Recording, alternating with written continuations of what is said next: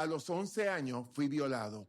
Estuve en la prostitución y en la droga, pero así fue que transformó Dios mi vida.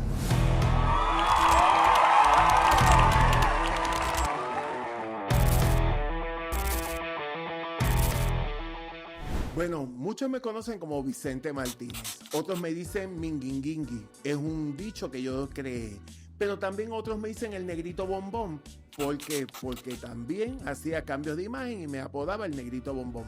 Pero sabes, tú me llamas como tú quieras, yo soy Vicente Martínez. Y hoy voy a estar hablando sobre mi vida, sobre mi experiencia, esa experiencia en la cual viví desde mi niñez. Yo vengo de un hogar de violencia doméstica, donde pues lamentablemente presencié cuando mi padre venía a tratar de matar a mi mamá. Yo veía desde niño todas las situaciones y los abusos que mi papá cometía con ella. Yo me acuerdo una noche en el cual estoy sentado al lado de ella, al lado derecho. Yo tenía 5 añitos y él le muestra un revólver y le dice, estas balas van a ser para ti. Y en ese momento me quedé dormido. Al otro día amanezco en casa de una tía abuela y veo que era que mi papá lo habían matado mi mamá, en el cual no entendía porque era muy pequeño para poder entender en ese momento. Sabes, en mi familia nos criaron en el espiritismo y en la santería y la casa estaba muy enredada. En el caso de mi mamá, por la muerte de mi papá, lo que hizo fue 3 años bajo probatoria porque mi papá era un hombre abusivo, él era 12 años mayor que ella. Dentro del proceso también vi a mi mamá como una mujer luchadora, una mujer en la cual ella hacía emprendimiento y ella hacía desde flores, de un montón de cosas y todo para echarnos para adelante. Pero mientras ella trabajaba, ella tenía 3 trabajos. De 7 a 1, ella trabajaba en un comedor escolar. De 1 a 5 tenía un colmado y de 5 a 10 trabajaba en unas oficinas limpiando. Todo eso para echarnos para adelante e impulsarnos. Pero mientras ella trabajaba en la calle para darnos lo mejor, a los 11 años yo tuve mi primera experiencia sexual con un vecino que tenía 50 y pico de años y eso me marcó. Yo estaba buscando la figura paterna, yo estaba buscando el amor de un padre y yo pensé que ese era el amor de un padre, pero ahí me equivoqué porque había un desconocimiento en mí. Yo me acuerdo, en ese momento, él me pagaba a mí 1 peseta cada vez que tenía esos encuentros con él y no entendía por qué me pagaba. Había muchas situaciones que yo estaba viviendo en las cuales no las entendía, pero la vida en el camino me iba a ir enseñando el porqué de cada una de ellas. Yo me acuerdo de que yo tenía muchos manerismos, era un niño extremadamente con manerismos muy marcados, en el cual me gustaba jugar con las muñecas de mi hermana, me gustaba vestirme de mujer escondida en un cuarto para que nadie me viera. En medio del proceso yo estaba haciendo pues lo que yo creía. Yo estoy hablando, esto es en la época de los 60, en el cual pues en esa época había mucho desconocimiento conforme a lo que hoy en día vemos. En medio de la situación, yo veía que aquella experiencia que yo había tenido con esa persona, lo que hizo fue que abrió unas puertas de maldición en mi vida.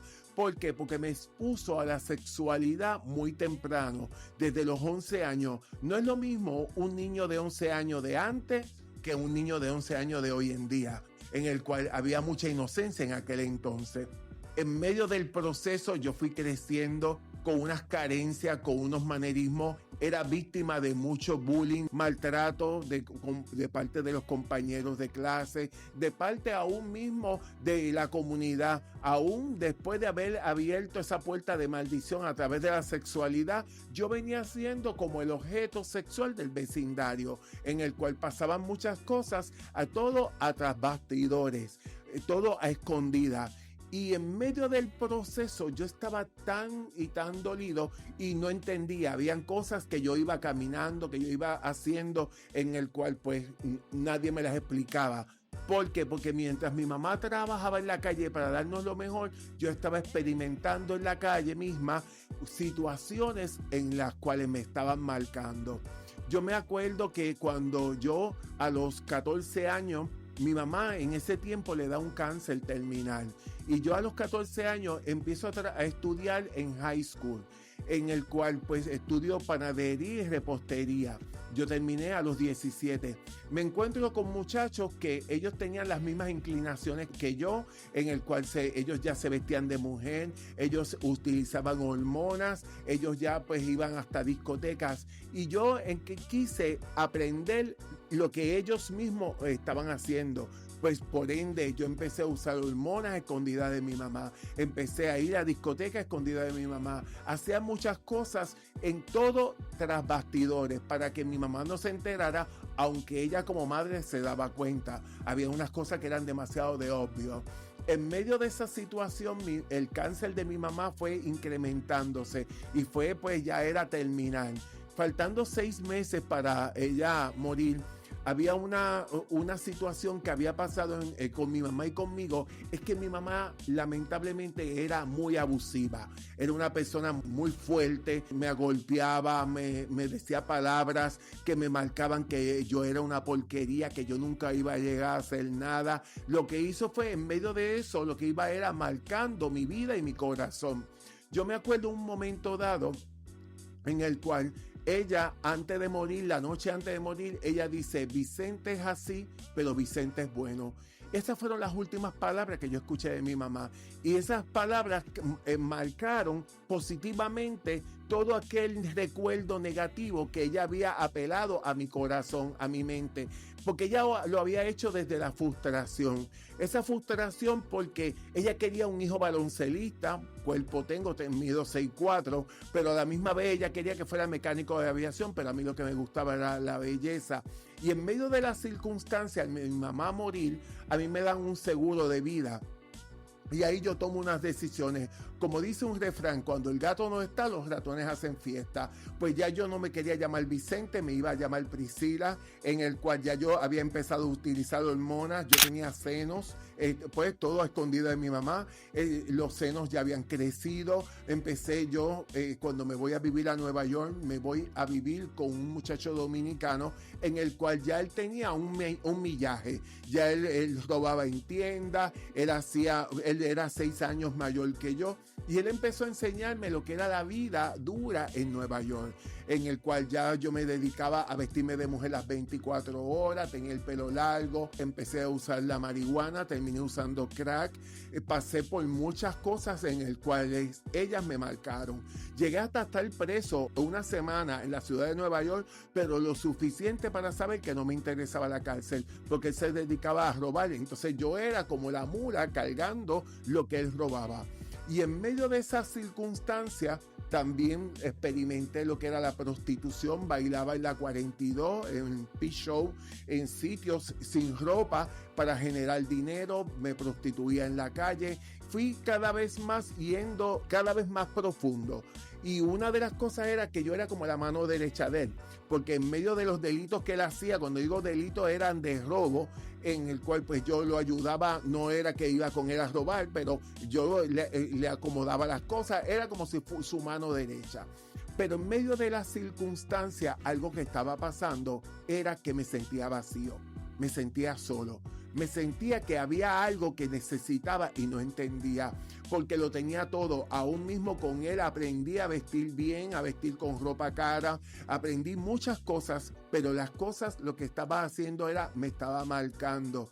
Yo me acuerdo que mi tía ya había tenido una experiencia con el Señor y ella me hablaba del Señor, pero yo no quería hacerle caso. Pero él lo que hizo fue que él me tenía, era como preso en la ciudad de Nueva York, era que él me quitó todo contacto que yo pudiera tener con mi familia.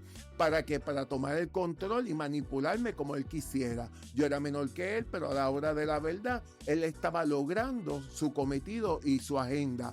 Yo me acuerdo que hubo un momento dado que él no estaba en el apartamento y yo tenía ese vacío, esa soledad. Y me acuerdo que voy al baño y empiezo a orar. Y yo le digo: Dios mío, sácame de esto, quítame este vacío, quítame esta soledad, quítame esta situación que estoy viviendo, que no la entiendo, en el cual ya yo me sentía preso porque ya yo tenía una vida de mujer las 24 horas. Yo viajaba con nombre de mujer, yo hacía todo como si fuera una mujer, pero dentro de mi interior, aunque yo podía pensar que dentro de mi cuerpo había el espíritu de una mujer encerrado, estaba equivocado, porque porque estaba Vicente. Vicente estaba preso dentro de ese cuerpo. ¿Por qué? Porque no era el cuerpo que Dios había creado para mí. Hubo un momento dado que empiezo en ese vacío a tener una experiencia con Dios en ese apartamento en Nueva York. Y Dios empieza a hablarme y a decirme que tenía planes y propósitos conmigo, a decirme que me amaba. Entonces, ¿qué sucedía? Yo había recibido en la calle el maltrato. De él mismo era una persona abusiva, en el cual también había recibido maltrato de parte de mi familia. Pues yo necesitaba sentirme amado y Dios se estaba encargando de darme ese amor. Era para mí una locura la época de 1987, en el cual el Dios que me mostraban, ese Dios que quería destruirme, ese Dios que quería exterminarme, ese Dios que por mi pecado quería deshacerse de mí, pues estaba yo conociendo a un Dios totalmente diferente al que me habían predicado. Estaba conociendo a ese Dios que ama, ese Dios que te restaura, ese Dios que quería hacer grandes cosas con mi vida. Y recuerdo que un día empieza Dios a hablar a mi corazón y me dice que cuando llegara a Puerto Rico iba a tener una experiencia con él. No lo entendía. Tuve un problema con el muchacho con quien yo vivía. Él me botó del apartamento. Yo terminé regresando a Puerto Rico un 29 de diciembre de 1987. En ese tiempo, lo que yo no me estaba dando cuenta es que ese tiempo era un tiempo que Dios iba a marcar mi vida, porque Dios tenía una agenda para conmigo. 2 meses más tarde ya yo había empezado a trabajar en un salón de belleza como peluquero en el área de Río Hondo, que se llamaba Coiffure, y me habían enviado a trabajar al Canal 4 como peluquero por intercambio de ese salón. Pero yo llego al canal vestido de mujer. Y cuando llego vestido de mujer y hubo un revolú en el canal, pues porque aunque yo parecía una mujer, no era una mujer y ellos lo sabían. Me sacan del canal, pero después vuelven y me llaman porque los artistas me pedían como peluquero porque yo trabajaba bien, y no solamente eso, sino que yo era una persona muy respetuosa con los demás. Hubo un momento dado que nunca se me olvida, es que el vacío seguía incrementándose. Un día, yo llego un 29 de diciembre del 87 a Puerto Rico. 2 meses más tarde estoy compartiendo con 2 muchachos que eran mis mejores amigos en un lugar que le llaman La Colectora en Santurce. Estábamos consumiendo marihuana y yo siento aquella voz dentro de mí que me dice: vete para tu casa que mañana tienes que trabajar. Y no entendía, y esa inquietud y ese desespero. Y yo le digo a ellos: llévenme a mi casa que mañana yo tengo que trabajar. Y ellos me dicen: pero vamos a amanecernos. Y yo: no, llévenme a mi casa. Y esa misma inquietud, cuando ellos me llevan, me despido de ellos frente a la casa y subo las escaleras y siento aquella voz que me dice: no los vas a volver a ver. Yo pensé que era el efecto de la marihuana que había consumido. Ellos me dejaron a la 1 de la mañana y a las 3 de la mañana los mataron a ellos. ¿Por qué Dios me libró a mí y no a ellos? Yo no soy juez de Dios, pero sí sabía que Dios me amaba. Sí sabía que Dios tenía un plan y un propósito para conmigo, porque Dios es el Dios de planes y propósitos. Dios es el Dios que tiene una agenda, porque dice el Señor en su palabra que Él nos conoce desde antes de la fundación del mundo, que desde que antes que naciéramos ya Dios tenía una asignación para con cada uno de nosotros. Yo me acuerdo que empezó a haber temor en mí. Hubo un momento dado que ese mismo temor, yo quería buscar la salvación de esos amigos míos, porque yo pensaba que ellos se habían muerto sin salvación. ¿Qué sucedía? Yo me acuerdo que voy a esta iglesia. La iglesia era en una sala sin ningún lujo, una casa bien extremadamente pobre, y todo el mundo estaba adorando allí al Señor. Yo llegué allí vestido de mujer, de la forma que vestía, y lo más que me impactó es que yo estaba allí sentado, y mientras ellos alababan a Dios, yo estaba llorando y no paraba. Mis ojos eran como si fuera un río, y esas lágrimas, y no paraba de llorar. Y cuando hacen el llamado, ellos vinieron y yo pues acepté al Señor como mi Salvador y tomé la decisión de aceptar al Señor allí.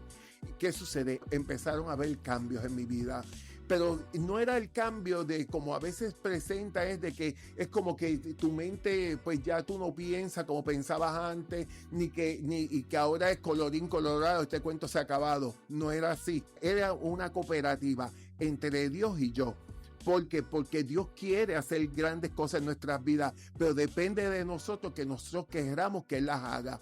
Y en ese tiempo y en ese momento yo iba a la iglesia, estuve yendo 2 meses vestido de mujer, porque yo quería que fuera Dios quien me cambiara. Hasta que llegó un momento dado que yo empecé a sentirme abochornado. Y yo decía, Vicente, ¿cuánto tú mides? 6'4", ¿qué tú haces vestido de mujer? Yo ya había estado años vistiéndome de esa manera, pero empieza a haber ese cambio en el cual ya no me maquillaba y venía una compañera, me dice, Vicente, ¿por qué en ese no te pones el delineador? Y digo, no, porque es que yo ahora acepté al Señor como mi Salvador. Y ella me dice, pero es que eso no es nada, puedes ponerte un delineador. Me pongo el delineador, los ojos se me hincharon. Me quito el delineador, los ojos bajaron. Y yo entendí que Dios estaba trabajando conmigo. Hasta que llegó un momento dado que empecé a vestirme de hombre. Vendí todas las ropas de mujer que tenía y empecé a vestirme de hombre. Pero en medio de eso, quitarme la ropa fue la parte más fácil. Quitarme aún los senos con cirugías plásticas fue la parte más fácil. Pero la parte más difícil era trabajar con mi mente. Yo había sido liberado espiritualmente, pero había una conducta aprendida que había que desprogramar de mi computadora. ¿Cuál era mi computadora? Mi mente. Era llevar esa mente cautiva a la obediencia de Cristo Jesús. Es permitirle a Dios que Dios trabajara. Era cambiar tantas cosas. Como me acuerdo un día que el Señor habla a mi corazón y me dice, no me hagas tanto hincapié con la parte de afuera, trabájame con la parte de adentro, que es lo que va a estar conmigo en la eternidad. Y empecé a ver esos cambios, esa transformación de Dios, a Dios trabajar día a día, empezar a cambiar mi vida por completo. Un ejemplo, yo tenía senos. Y los senos, los primeros años del evangelio, yo estando en el evangelio, yo seguía teniendo senos. ¿Cómo yo tenía que trabajar con eso? Poniéndome una doble camisilla para que no se notaran, poniéndome una camisa ancha y creando como un tipo de joroba inconscientemente, era para que no se notara porque no me veía bien con ello. En medio de esas situaciones, habían unas cosas que Dios estaba permitiendo cambios en mi corazón. Yo me acuerdo un día, nunca se me olvida, estando ayunando, yo le dije, Señor, yo quiero que la gente sepan que tú hiciste conmigo, que no fue que yo me cansé de vestirme de mujer y ahora me visto de hombre. Y yo le dije, Señor, yo estoy orgulloso de ti. ¿Por qué? Porque con esa relación que yo había empezado en Nueva York con Dios, empezó esa relación de amor, de amarlo como padre, como ese padre amoroso, ese padre misericordioso, ese padre que me quería levantar, que me quería sanar, que me quería limpiar, que quería salvar mi corazón. Y yo estaba fluyendo con lo que Dios quería hacer. Y yo me acuerdo que en ese momento, trabajando en el Canal 4, me hablan a mí para un programa que en ese entonces era muy famoso, que se llamaba Ojeda Sin Límite. Y pues ya ellos se habían enterado del cambio mío, me habían visto en el canal y ellos querían entrevistarme. Y yo me acuerdo que ellos me dijeron, me engañaron en aquel momento, me dijeron, mira, te vamos a sentar allí entre el público, porque era un programa muy famoso en su horario, era número 1 a las 9 de la noche. Y yo me acuerdo que yo pensaba que me iba a sentar dentro del público y era que yo era parte de los panelistas. Y estaba allí un transexual y había el que en paz descanse, Charlie Too Much, y ellos hablaban de lo orgulloso que estaban de ser gay y yo estaba en el medio hablando de lo que Dios estaba haciendo en mi vida. Entonces, ¿qué sucede? Dios había abierto la oportunidad para poder llevar el mensaje y así como eso me llevó a Don Francisco, a Sábado Gigante, a nivel internacional, contando el testimonio de cuán grandes cosas Dios ha hecho.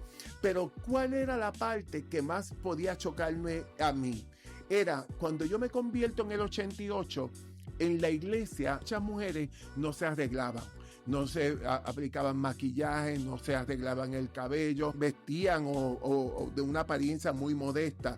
¿Qué sucedía? Se suponía que era un pecado que la mujer se arreglara. Entonces yo me convierto en el 88 y Dios me tiene a mí maquillando y peinando mujeres.